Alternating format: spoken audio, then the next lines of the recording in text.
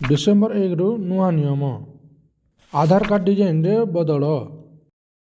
आधार card रे एबे photo और क्यूआर कोड रहिबार प्रस्ताव निया जाइछि।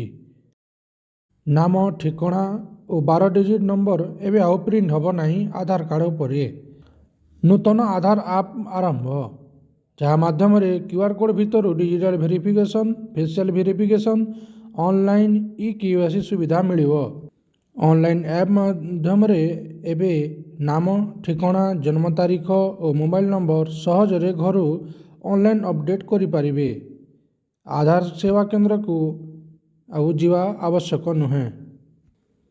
आधार कार्ड डेमोग्राफिक अपडेट रो शुल्क को बढ़ी दिया जाइछि। डेमोग्राफिक अपडेट रो डेट ऑफ बर्थ किंबा फोन नंबर अपडेट पाई एबे 75 टंका देबाकू हबो। बायोमेट्रिक अपडेट पाई 125 टंका देबाकू हबो।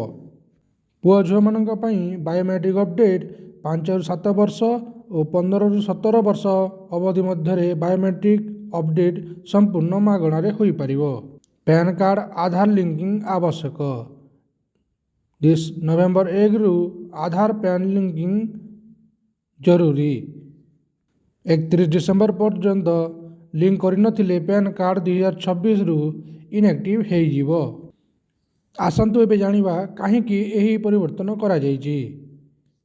आगरू आधार कार्ड उपरे पर्सनल डेटा ने नाम आधार नंबर एड्रेस सब गुड़िक प्रिंट करा जाउथिला जहाँ साइबर अपराधी अति सहजरे तथ्य पाई पारुथिले। एही अपराधिक मामला को दृष्टि आगरे रखी ताकू बंद करने सरकार एही भली पदक्षेप नहीं।